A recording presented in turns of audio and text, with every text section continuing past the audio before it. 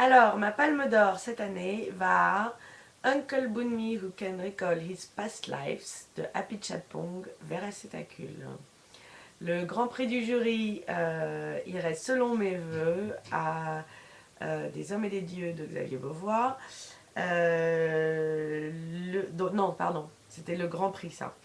L'interprétation masculine à l'acteur dont j'ai oublié le nom, je suis désolée, de Un homme qui crie de Mohamed Saleh Haroun. Le prix d'interprétation féminine pour suivre une rumeur sympathique qui court sur la croisette depuis hier. Les filles de tournée, les danseuses de burlesque de Mathieu Amalric.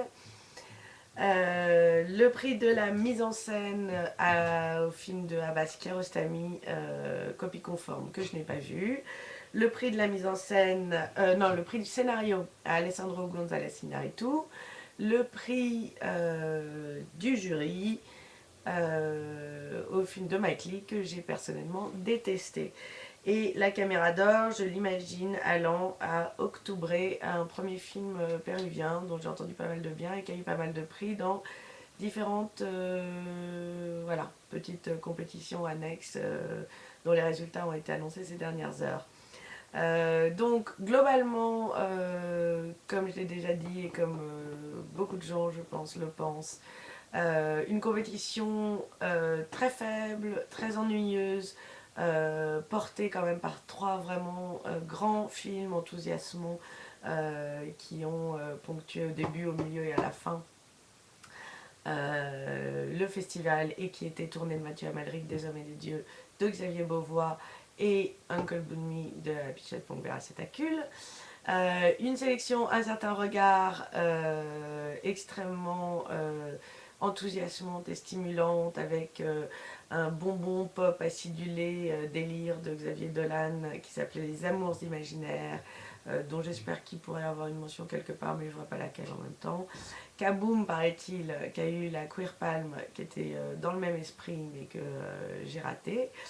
Et puis les grands films de Godard, Oliveira, les peut-être moins parfaits mais très passionnants, Christophe Ohausler, Aung San Suu, Christy Pouillou, voilà, donc une très bonne sélection à un certain regard, une quinzaine un peu terne, voilà, Frédéric Boyer n'a pas vraiment réussi à imposer une personnalité aussi forte, du moins que son prédécesseur Olivier Père, qui est désormais parti à Locarno.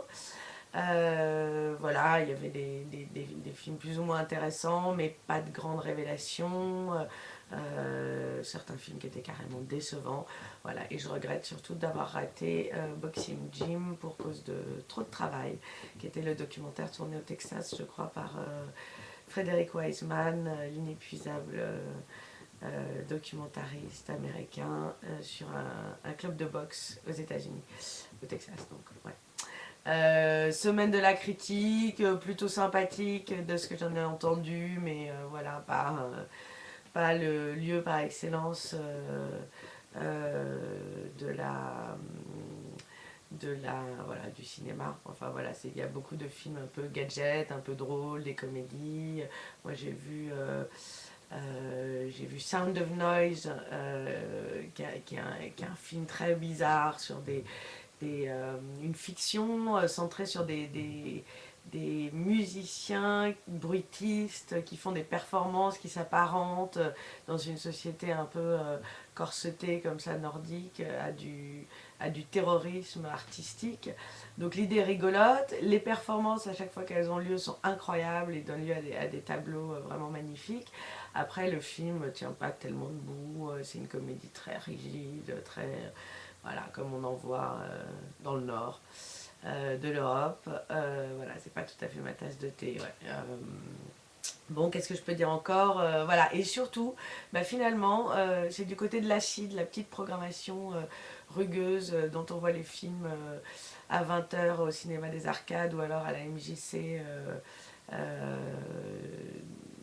la MJC de Cannes à 13 h qui là était très en forme cette année, porté par en tout cas trois films que j'ai vus qui étaient vraiment tous au croisement documentaire-fiction dans une zone pas très bien déterminée, où il était toujours question de liberté, voilà, il y avait Entre nos mains, qui est plutôt un documentaire quand même de Mariana Otero, mais bon, qui se termine sur une note de comédie musicale très originale et qui suit le parcours d'un groupe d'ouvrières d'une usine textile en France qui est en train de faire faillite et qui vont essayer de reprendre le contrôle de leur entreprise et donc de leur destin en investissant collectivement dans une coopérative.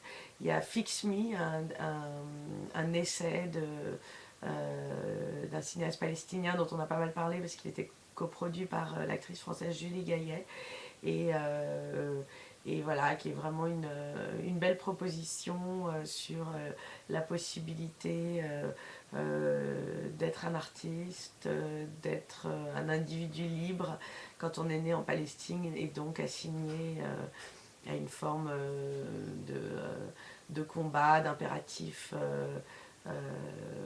collectif, historique, qui est forcément écrasant pour l'individu.